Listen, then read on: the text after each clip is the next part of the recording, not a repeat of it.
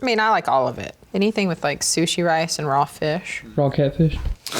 Hells yeah, man. Mud and everything. Redneck sushi, man. Keep those whiskers on there. I'm a food stylist. Consider me a makeup artist for food. I take boring, everyday, average food and make it look amazing. We are here today to make sushi. Have you subscribed to Food Stylist Versus? If not, you need to do that. Like, comment, subscribe, the whole shebang, get it over with, and then we'll do this and we'll get this over with because I'm freaking out. Sushi is like beautiful. It's probably the world's first and foremost food trend, right? Like I said, I'm freaking out because I haven't made sushi in a very long time, and so I do feel super out of practice. We're just gonna see how it goes. I thought I'd put a really fun theme on Food Stylist Versus Sushi, so we're going date night style. We're gonna do nigiri, classic sashimi, and then we're also going to do a couple rolls. A traditional roll has the seaweed on the outside, and then the American version of that, which is an inside out roll, the rice is on the outside, which is probably what we're gonna do today. It gives more of a contrast. And the very first and most important thing is you wanna have everything ready to go before you start making your sushi. So we're gonna start with the Philadelphia roll. It's salmon, cucumber, and or avocado, and cream cheese. I already have some cucumber prepped here, and then I have an avocado, which I have a bowl of lime juice concentrate over to the side here. And this beautiful avocado is just gonna sit in that liquid until we're ready to use. Cream cheese in sushi is like also a hot topic of debate. I know some people like love it and some people hate it. Personally, I love cream cheese in sushi. I think it's delicious. So comment below and let us know if you like cream cheese in your sushi or if you think that's like sacrilegious or whatever. It also helps if you work with frozen cream cheese too and get super, super clean slices. I picked out a smoked salmon that had a very bright pink color. Before we make our roll, we also wanna make sure we have all of our tools that we need. So a bamboo mat is obviously essential for making sushi. If you don't have a bamboo mat, it's not the end of the world. You can use other things like parchment paper or plastic wrap or a cloth or cardboard. So for this, since we're doing an inside out roll and this rice is gonna be on the outside, I'm going to cover our bamboo mat in plastic so that the rice does not stick to the bamboo. We have our rice with like a rice vinegar dressing, so it's a little sweet and tangy. It's over a bowl of warm water so that it stays warm enough to handle. I also have a bowl of water that has a little bit of rice vinegar in it because the rice is super starchy. It'll help not stick to my hands as much and help me manage it. The last thing we need before we start rolling, before we get rolling, is sushi nori, which can be found at pretty much all the grocery stores. So the shiny side is the side that it's gonna go down, but we're gonna do rice first. So you start by putting the rice in sort of like the center and then spreading it out to the edges, and then you go down. Okay, so now we have our nori. We are going to do the smoked salmon down first, and we're gonna work along the center of the nori. I laid my salmon down first because I wanted it to sort of encase all the other ingredients that I put inside the sushi roll. And now I'm just sort of like shingling them back towards me. You take the edge of the bamboo and we're gonna go over the center ingredients, and we're not really like pressing down on it. We're just rolling it over until everything meets together. So now that it's rolled, then you kind of like shape it, kind of square it off with my hands. And there we have our first roll. We're gonna go ahead and go into our second rolled sushi that we're gonna make. Because we're going date night themed, I thought I would do a really fun combination of things. I'm calling it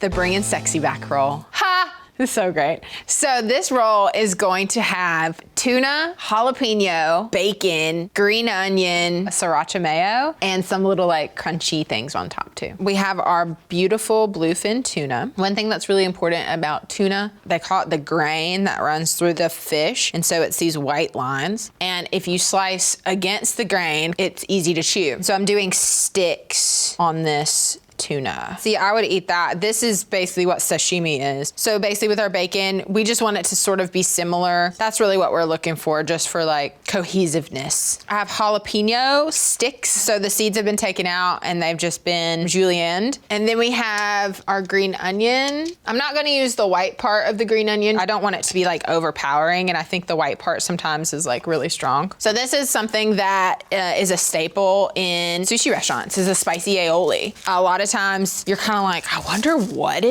is. Well, I'll tell you right now what it is. It's sriracha and mayonnaise. Oh, and crispy topping.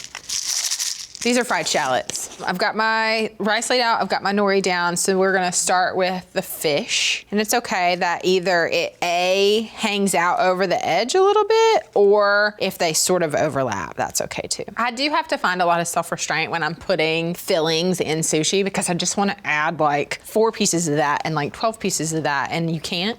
So we go over the center. Oh, he's a little lopsided. This is the tricky part, you guys. So we're moving on from rolled sushi to nigiri. So nigiri is raw fish or other on a rice ball. So we have our little egg size portion of sushi rice. We have wasabi that was store-bought, and basically we go and add a little bit of wasabi onto the sushi rice. And then I have this beautiful shrimp. First, we cooked it by skewering it with, we skewered it with a skewer and boiled it, and then you just run your knife along through the center of the shrimp. You don't cut all the way through, but almost. And then you just open it up like so. And then he sits right on top of that rice ball. And we wanna like fan the tails out and be really fancy. Not so fun. So this salmon has such a beautiful grain that runs through it. I would like to use this part of the salmon here that has this like really pretty spiral look to it. So I'm gonna cut it right down this middle vein. I'm gonna take the skin off of the bottom. So now we're gonna do some thin slices, and we're gonna do a little dab of cream cheese. We have